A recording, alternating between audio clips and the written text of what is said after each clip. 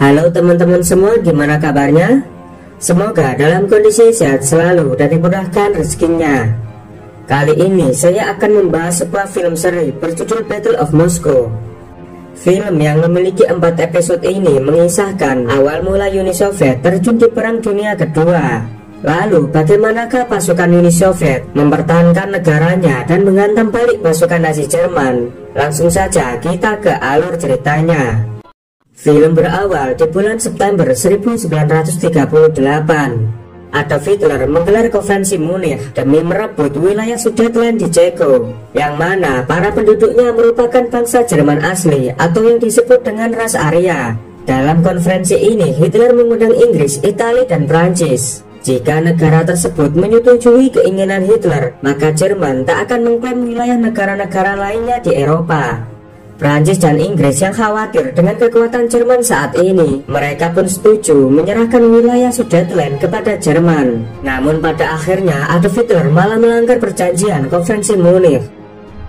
Di bulan Maret 1939, Hitler mengerahkan pasukan Wehrmacht dengan 62 divisi tentara dan 2.800 tank Panzer untuk menyerang Ceko dan juga Polandia. Dengan kekuatan militernya, Jerman dengan cepat menginvasi negara-negara Eropa seperti Denmark, Norwegia, dan juga Belanda. Bahkan Prancis yang merupakan anggota konferensi Munich juga tak luput dari Blitzkrieg Jerman. Pada tanggal 31 Juli 1940, Adolf Hitler mengadakan pertemuan penting dengan para perwira tingginya di kota Berghof. Setelah kemenangan besar di Eropa, Jerman kini memiliki tambahan 142 divisi tentara yang berasal dari negara-negara ditaklukkan Jerman. Namun hal itu belum membuat Adolf Hitler puas. Ia berambisi menyerang negara besar yang jauh di timur sana, yaitu Uni Soviet. Hitler memerintahkan para pejabat tinggi militernya untuk mempersiapkan operasi militer Uni Soviet dalam waktu 5 bulan. Pada tanggal 18 Desember 1940, Hitler mengadakan rapat untuk membuat rencana menyerang Uni Soviet yang disebut dengan Operasi Barbarossa. Dalam operasi ini, Jerman akan menggunakan strategi Blitzkrieg, yaitu sebuah serangan sangat cepat dalam skala besar. Mereka berencana mengerahkan 7 juta tentara yang akan dibagi dalam 3 grup pasukan besar. Grup utara akan dipimpin oleh Jenderal Feldmarschall von Lipp untuk menyerang kota Leningrad. Grup tengah dipimpin oleh Jenderal Feder von Buch. Grup ini menjadi pasukan pendukung dan melakukan penyerangan ke kota Brest serta Belostok. Sedangkan grup selatan dipimpin oleh Jenderal von Rundstedt yang akan menyerang wilayah Ukraina. Untuk mendukung operasi Barbarossa, Jerman telah menyiapkan 190 divisi dan 4.000 tank. Dari Jerman kita menuju kota Moskow. Pemimpin Soviet yaitu Joseph Stalin mengadakan pertemuan dengan para petinggi militer setelah mengetahui Jerman melanggar konferensi Munich dan menaklukkan negara-negara Eropa.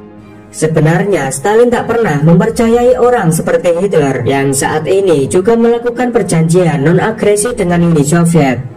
Stalin berencana melakukan latihan perang besar-besaran di perbatasan barat. Menurut Stalin, pertahanan mereka paling lemah berada di Ukraina yang memiliki sumber daya alam seperti minyak bumi dan batu bara. Jika Ukraina berhasil dikuasai Jerman, maka Uni Soviet akan mengalami kerugian besar. Badan Intelijen Uni Soviet langsung mengerahkan anggotanya untuk mencari informasi tentang rencana Jerman. Pada tanggal 21 Mei 1940, seorang intelijen Uni Soviet yang bernama Richard mendapat informasi rahasia dari seorang kolonel Luftwaffe yang sedang mabuk. Kolonel itu mengatakan kalau Hitler telah menyiapkan pasukannya untuk melakukan serangan besar-besaran ke Uni Soviet yang hanya tinggal menunggu hari. Richard pun segera mengirim berita itu ke Moskow. Tapi Stalin masih diliputi keraguan apakah Hitler benar-benar menginvasi mereka. Seorang jenderal yang bernama Georgy Zhukov tak peduli mana yang benar, karena yang menjadi perhatiannya adalah memperkuat pertahanan Soviet di perbatasan barat. Adegan kembali ke Jerman. Jenderal Kesselring menjelaskan strategi Luftwaffe. Ia menargetkan bandara-bandara di perbatasan barat Uni Soviet. Ia juga menyiapkan pasukan khusus yang menyamar menjadi tentara Soviet. Mereka akan diangkut dengan kereta batu bara untuk menyusup dan akan membuat serangan kejutan. Pada tanggal 21 Juni 1940, pasukan Hans Guderian telah tiba di dekat perbatasan barat Uni Soviet dengan mengerahkan detasemen satuan panser bawah air. Namun ada seorang tentara Jerman yang membelot dan melarikan diri. Sesampainya di perbatasan, dia bertemu dengan tentara merah dan mengaku berhaluan komunis. Zhukov yang mendengar kabar itu segera melaporkannya kepada Stalin. Tentara Jerman itu memberitahu bahwa Adolf Hitler sudah menyiapkan serangan untuk menyerbu Uni Soviet. Namun Stalin malah tidak mempercayai kabar tersebut karena ia curiga kalau sersan Jerman itu adalah mata-mata untuk menipu militer Uni Soviet. Sedangkan kereta yang membawa pasukan Nazi sudah sampai di kota Brest, Belarusia.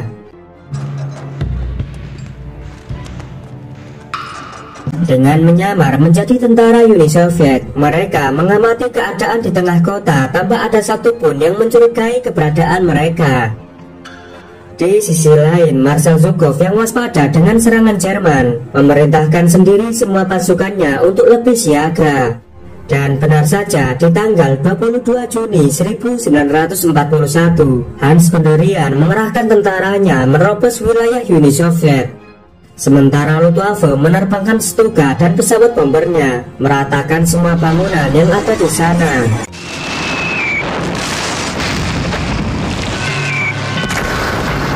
Di tengah kepanikan, Mayor Gravilov yang sebagai komandan memerintahkan semua tentara mempersenjatai diri dan bertempur sampai titik darah penghabisan.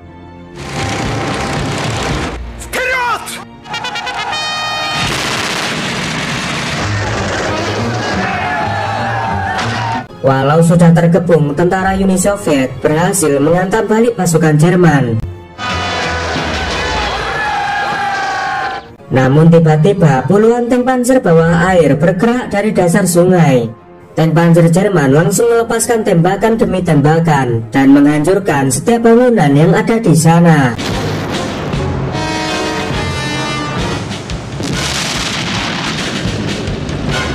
Akhirnya pasukan Jerman berhasil menduduki kota Brest, sementara warganya telah mengungsi menyelamatkan diri. Di sisi lain, duta besar Jerman yang bernama Sullenberg menemui Menteri Luar Negeri Uni Soviet. Sullenberg lalu menyerahkan memorandum Hitler yang mengajak Soviet untuk berperang. Ia mengaku sangat malu dan bersedih dengan keputusan Hitler. Beberapa saat kemudian, Stalin mengumumkan jika negeri mereka telah diserbu oleh Jerman. Mendengar kabar itu, semua warga langsung panik, lalu bergegas pulang kembali ke rumah masing-masing.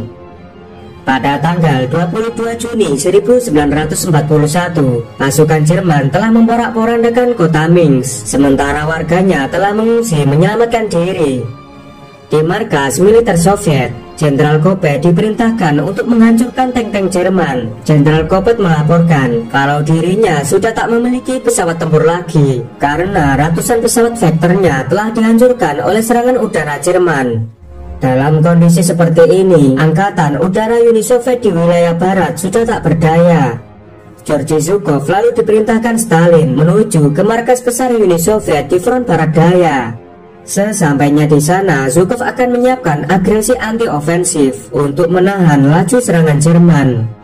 Walau Zhukov tahu jika pasukannya kalah telak dalam jumlah tentara dan persenjataan, tapi pasukan Soviet harus melakukan serangan balasan karena Zhukov tak terima jika negerinya telah diinjak-injak oleh Hitler. Keesokan harinya, seorang anggota konsul militer bernama Vasugin mendatangi Korps ke-8 atas perintah Zhukov. Vasugin meminta mereka untuk segera maju ke medan pertempuran walau apapun yang terjadi. Jerman sendiri masih belum mengendorkan serangannya. Dengan dikawal Stuka, tank panzer Jerman terus bergerak menduduki setiap wilayah Uni Soviet.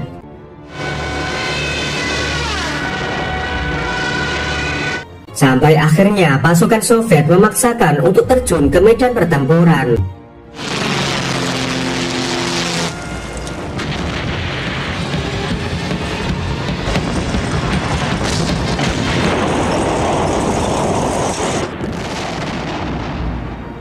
Walau mereka tahu pertempuran ini mustahil untuk dimenangkan, mereka pun berjuang mati-matian, berusaha menghentikan keganasan tank panzer Jerman. Melihat pasukannya kewalahan menghadapi gempuran musuh, Jenderal Rokossovski menarik mundur pasukannya karena ia tak ingin prajuritnya mati sia-sia. Lalu ia memerintahkan tank 34 yang tersisa untuk bertahan.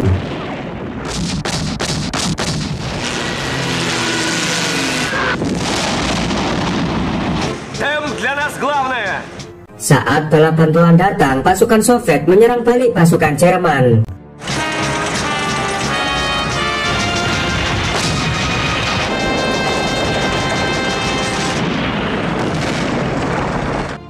Dengan modal nekat dan perjuangan luar biasa, sampai akhirnya pasukan Soviet berhasil memukul mundur pasukan Jerman. Georgy Zhukov segera menelpon Stalin dan ngasih tahu kemenangan Soviet dalam pertempuran tersebut. Meski mendapat kabar gembira, rupanya Stalin belum puas karena pasukan Jerman berhasil menaklukkan wilayah Soviet di perbatasan lainnya. Lalu Stalin memerintahkan Zhukov kembali terbang ke Moskow untuk membuat strategi perang dalam menghentikan serangan Jerman. Dan episode pertama pun selesai. Terima kasih buat teman-teman semua yang sudah menonton film ini sampai selesai. Jangan lupa klik tombol like, subscribe, dan nyalakan notifikasinya. Kalau sudah, saya ucapkan terima kasih. Sampai jumpa di episode selanjutnya.